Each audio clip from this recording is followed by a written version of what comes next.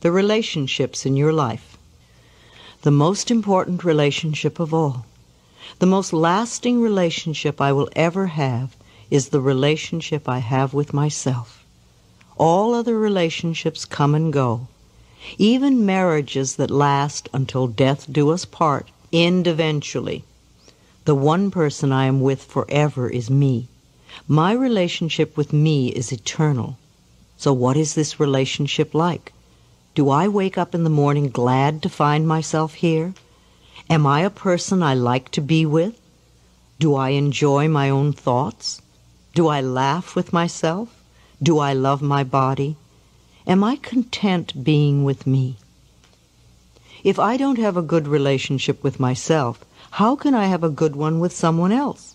If I don't love myself, I will always be looking for someone to complete me, to make me happy, to fulfill my dreams. Attracting healthy relationships. Being needy is the best way to attract an unsuccessful relationship.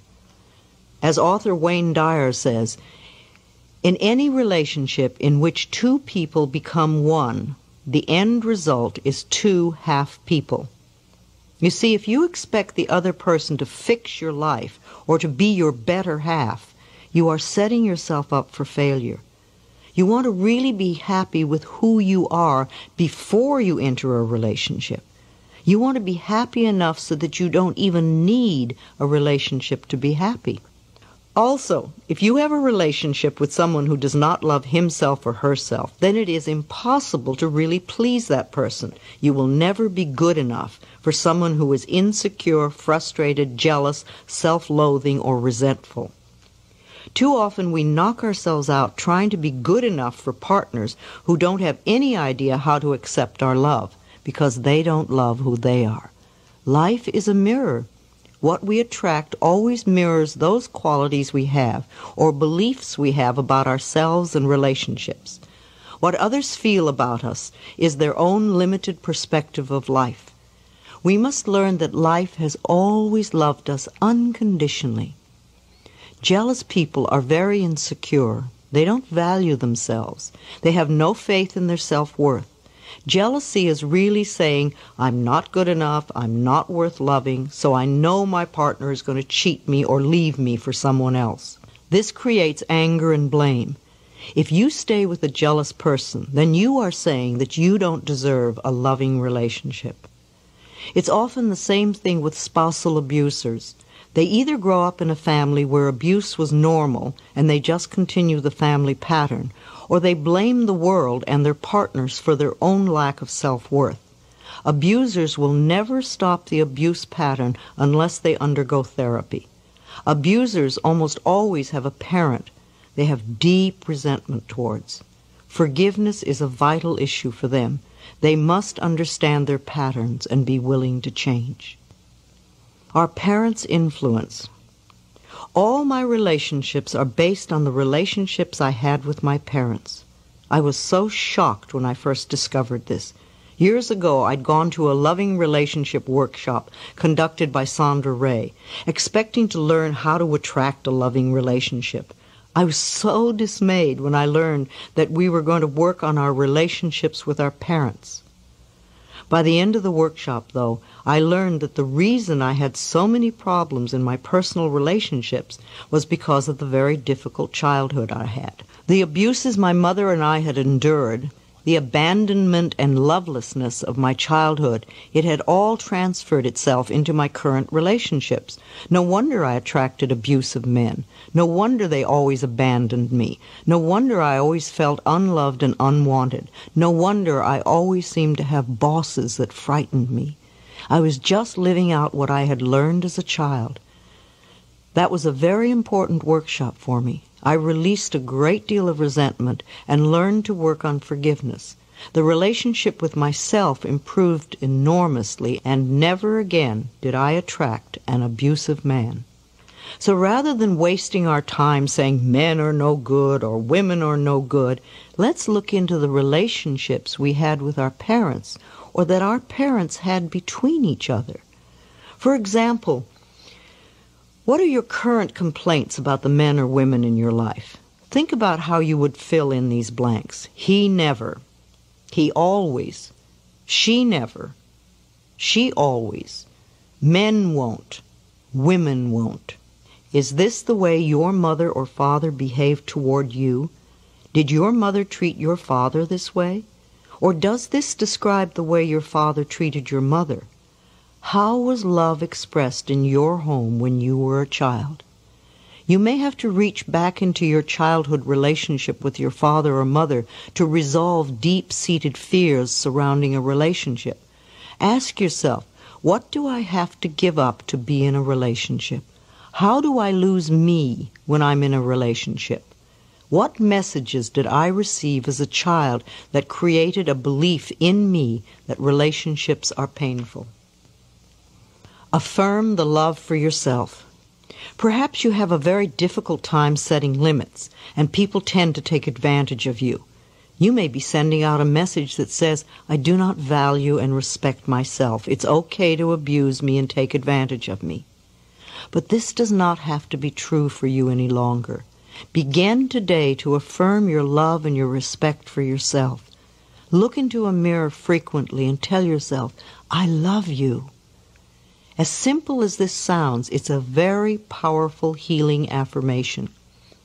As you grow in self-love, your relationships will begin to reflect this love and respect as well. You may wish to consider joining a support group such as Codependence Anonymous or Al-Anon.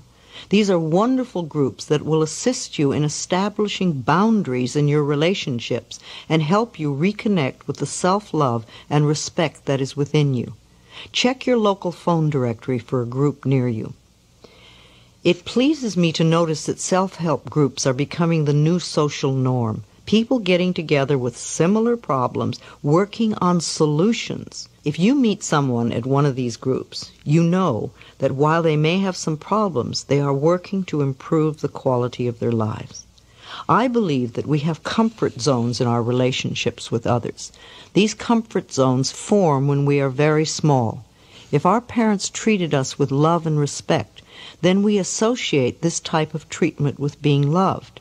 If, as is the case for many of us, our parents were unable to treat us with love and respect, then we learn to be comfortable with this lack. In an effort to get our needs met, to feel loved and cared for, we associate being treated badly with being loved. This becomes our pattern, and as a pattern is formed in childhood, it becomes the pattern we use unconsciously in all our relationships. This belief pattern that being treated badly equals love knows no gender bias. I believe that this type of dysfunctional pattern is more widely recognized in women because culturally women are encouraged to express vulnerability and are thus more willing to admit when their lives are not working. This is changing, however, as more and more men become willing to reconnect with their vulnerability. Women Who Love Too Much by Robin Norwood is an excellent relationship book, and I also recommend the audio cassette album Making Relationships Work by Barbara DeAngelis. An affirmation for all of us is, I open my heart to love and I am safe. All of the important work we do is on ourselves. Wanting your mate to change is a subtle form of manipulation, a desire to have power over him or her. It may even be self-righteousness because it is saying that you are better than he or she is. Allow your partners in life to be as they choose to be. Encourage their self-exploration, self-discovery, self-love, self-acceptance, and self-worth. Finding love. If you are looking for a mate, I suggest that you make a list of all the qualities you would like this person to have. And do go beyond tall, dark, and handsome, or cute, blonde, and pretty. List all the qualities you want. Then review this list and see how many of these qualities you possess. Are you willing to develop the ones you don't have? Then also ask yourself what it is within you that could be denying or delaying the attraction of this person to you. Are you willing to change those beliefs? Is there still a part of you that believes you are unlovable or unworthy of love? Is there a habit or belief you have that pushes love away? Is there a part of you that says, I don't ever want to have a marriage like my parents, therefore I won't fall in love? Perhaps you have feelings of isolation. It is very difficult to feel connected to others when, for the most part, we are disconnected from our own selves. In this case, you need to really focus some quality time on yourself right now. Become your own best friend. Rediscover what makes you happy, what you love to do. Pamper and spoil yourself. So often we look to others to make us feel loved and connected, when all they can do is mirror our own relationship with ourselves. What do you think you deserve in an intimate relationship? When we are coming from a place of feeling we can never get what we really want, it usually means our belief system supports not deserving. Is this what you truly believe about yourself? That you can't have what you truly want? This particular mental pattern no longer needs to be true for you. You can begin to make a change today.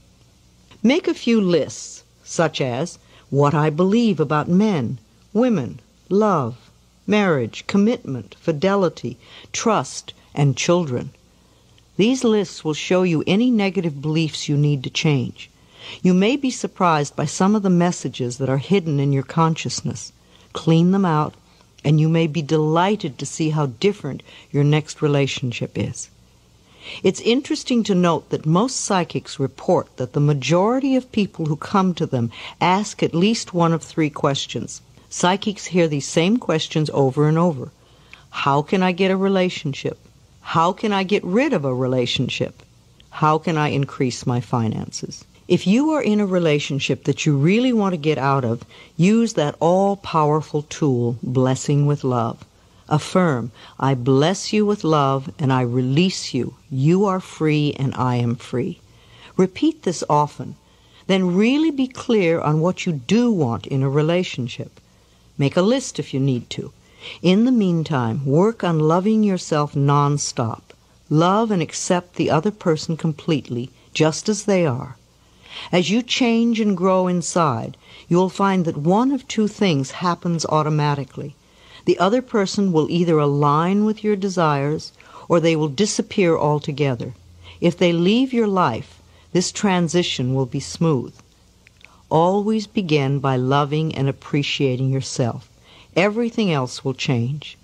Use the affirmation, I now discover how wonderful I am. I choose to love and enjoy myself.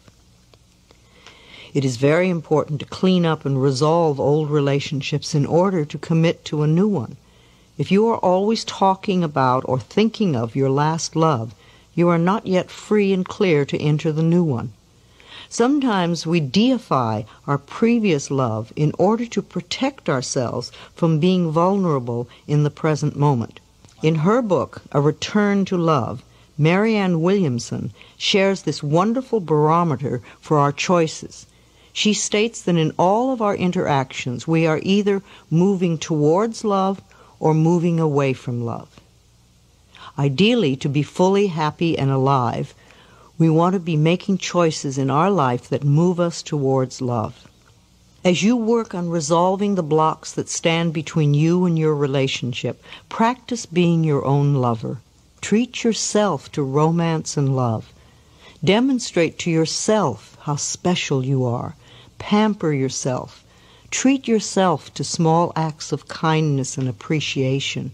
Buy yourself flowers. Surround yourself with colors, textures, and scents that please you. Life always mirrors back to us the feeling we have inside. As your inner sense of love and romance grows, the right person to share in your increasing sense of intimacy will be attracted to you like a magnet. Most importantly, you will not have to give up any part of your own self-intimacy to be with that person. The end of a relationship. The end of an affair is often a very painful time. We go into the I'm not good enough routine and punish ourselves. We think that because the other person no longer wants to be with us, there must be something wrong with us, and we often fall into deep despair. It is not true that there is something wrong with us, though. All relationships are learning experiences. We come together for a period of time. We share energy and experiences for as long as we can. We learn what we can together. Then there comes the time to part. This is normal and natural. Don't cling to an outworn romantic relationship just to avoid the pain of parting. Don't put up with physical or emotional abuse just to be with someone. You will never have a fulfilling life if you cling to old experiences. When we allow ourselves to be treated with disrespect, we are saying, I am not worth loving, so I have to stay here and accept this behavior. I can't bear to be alone with just myself, and I know that I'll never find another relationship. These negative affirmations pull you down. Instead, listen to the signals. When a relationship ends, life is giving you a chance for a new experience. This can be a time for deep gratitude, of acknowledging the good times you had together, and of appreciating all the learning experiences. Then you can release that relationship with love and get on with the next step in your life. This is a time for loving yourself with tenderness and understanding. This is not the end of your world. It's the beginning of a new phase. With love for yourself, this new time of your life can be far more wonderful than what you are just ending. Affirmations for the relationships in your life. I have come here to learn that there is only love. I am discovering how wonderful I am. I choose to love and enjoy myself. As a magnificent creation of a loving God, I am infinitely loved, and I accept this love now. I am open and receptive to a wonderful, loving relationship. By thinking loving, supportive thoughts, I create a loving, supportive relationship. I open my heart to love. It is safe for me to express love. I get along with everyone. Wherever I am, there is joy and laughter. I relate from my heart. People love me and I love people. I am in harmony with life. I always have the perfect partner in my life. I am safe and secure in my love for myself.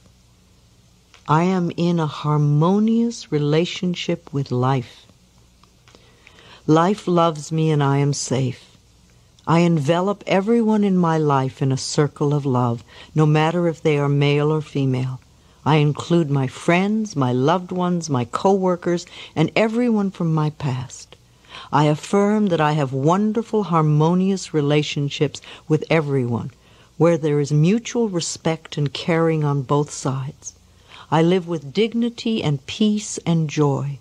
I expand my circle of love to envelop the entire planet, and this love comes back to me multiplied. Within me there is unconditional love, and I express it to everyone. My unconditional love includes me, for I know I am worth loving. I love and appreciate myself, and so it is.